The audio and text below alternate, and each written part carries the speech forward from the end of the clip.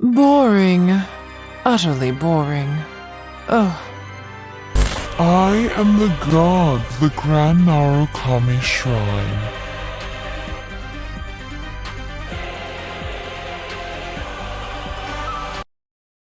Today we'll be revisiting our old foxy friend, Yae Miko. How her E is clunky as all hell, how her Q is such a high energy cost, and how she still manages to be worse than Fischl.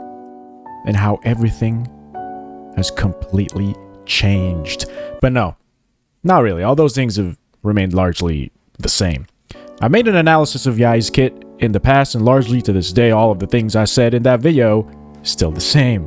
However, there is one stark change to all of that, and that is the introduction of DENDRO reactions, and that has led the path to Yae Miko's redemption, and she is definitely now a poll worth saving for.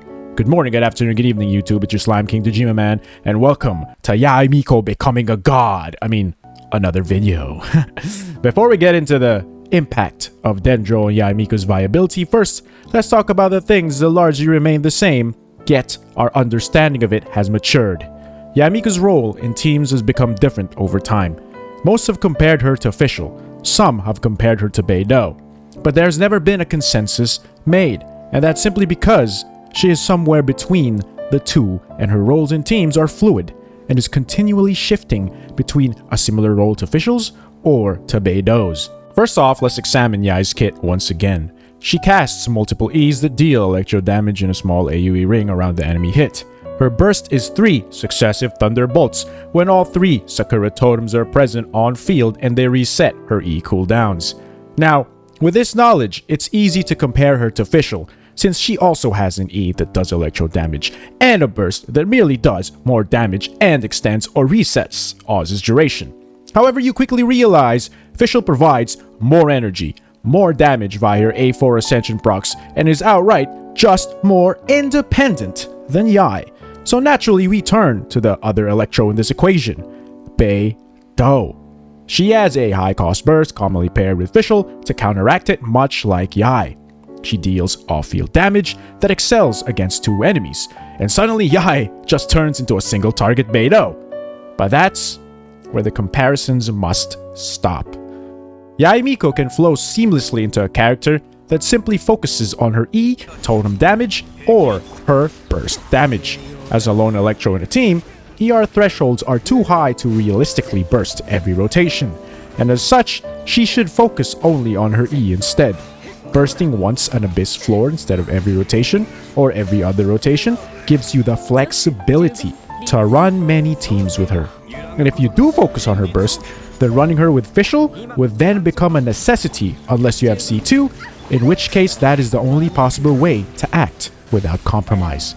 It's this dichotomy of how to play her that makes her so misunderstood, simply because they can't see that that is how she was meant to be played, in role fluidity, depending on what team you actually put her in.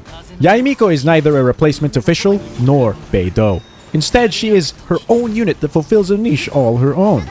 And that's the fluidity of either being the focal points of teams via her burst damage much like Beidou, or to serve as an electro trigger or aura much like Fischl.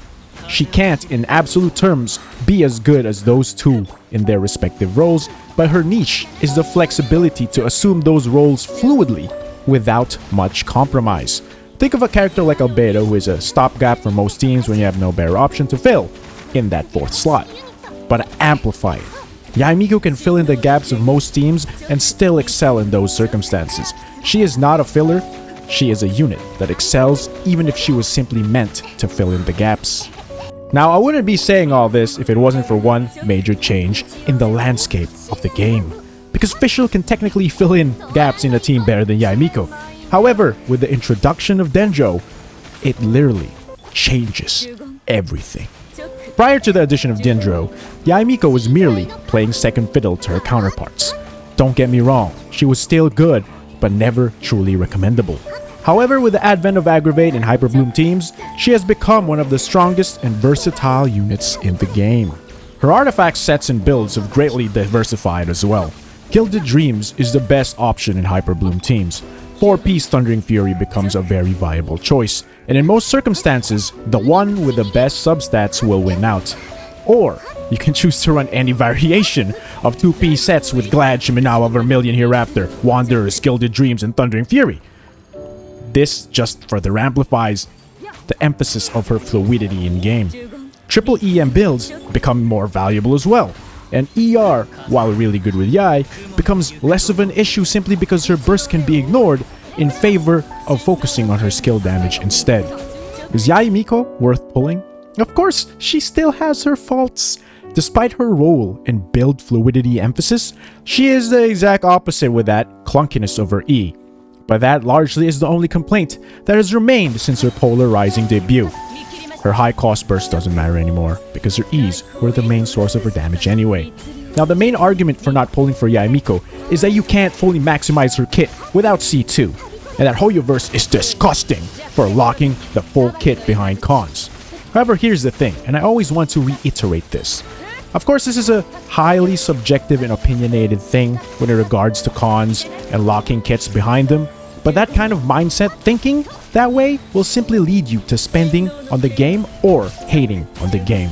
At C0, Yae Miko is perfectly balanced. She represents a fluidity of roles that is not found in most characters.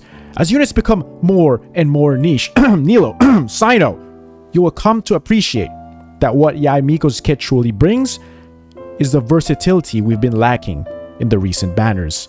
And that is valuable in a game getting more and more niche. So tell me what you think down in the comments below, or better yet, come at me over at twitch.tv/thejimaman, where I stream Genshin almost every day. Come join the Slime Kingdom Discord where we listen to Kokomi moan every day. This is our parting. Farewell.